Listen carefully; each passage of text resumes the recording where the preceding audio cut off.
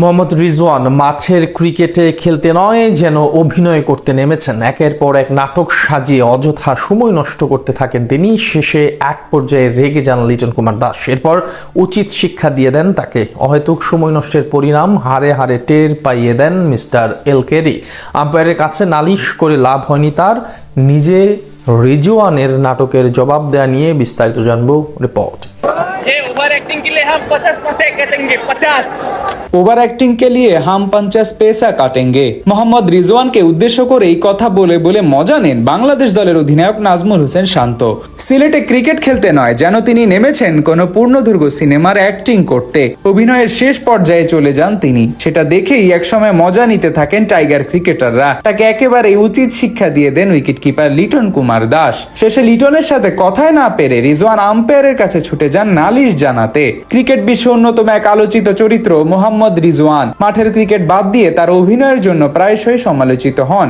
অযথা সময় নষ্ট করার দিক থেকে বেশ পটু এই ডানহাতি ব্যাটার। মাঠের পারফরমেন্স ছাপিয়ে তার এমন নাটক দেখতেই ব্যস্ত থাকতে হয় সবাইকে। তবে সব জায়গায় পাত্তা পেলেও আজ লিটন কুমার দাস উচিত শিক্ষা দিয়ে দেন পুরোপুরি ভাবে। 22 গজের লড়াইয়ে যেমন পাকিস্তান আছে এখন পুরোপুরি কোণঠাস অবস্থায়, তেমনি কথার লড়াইও পরাজিত করলো রিজওয়ানকে। তাকে খেপিয়ে একেবারে নাজেহাল অবস্থা করে দিয়েছেন টাইগার ক্রিকেটাররা। আজ সকাল থেকে ব্যাটিং এ চাপে ছিল পাকিস্তান ক্রিকেট দল। বলা চলে টাইগার বোলারদের সামনে তেমন ভাবে মাথা নাড়া দিয়ে দাঁড়াতে পারেনি সফরকারীরা। শেষে পঞ্চম উইকেট জুটিতে সালমান আলী আগাকে সাথে নিয়ে জুটি গড়ে ব্যাট করতে থাকেন মোহাম্মদ রিজওয়ান। সেখানেই দেখা যায় খানিক পর অহেতুক সময় নষ্ট করেন তিনি।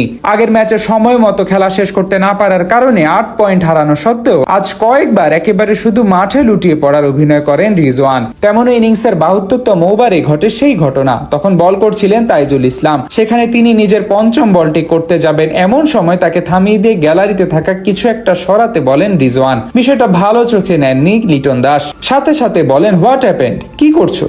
তখন রিজওয়ান কিছু একটা সরাতে বললে এলকেডি পাল্টা জবাব দেয়, তুমি এদিক তাকিয়ে ব্যাট করবে, ওই সব দেখার কি দরকার? অন্যদিকে পাকিস্তানি ব্যাটার বলেন, সেটা আমার কাজ, তোমার কি? বিপরীতে লিটন আরো বেশ কিছু কথা তাকে শুনিয়ে দেন। এরপর তার সাথে না পেরে শেষে আম্পায়ারের কাছে নালিশ জানাতে যান। যদিও রিজওয়ানের কর্মকাণ্ডে আম্পায়ারও খানিকটা নাখোশ ছিলেন।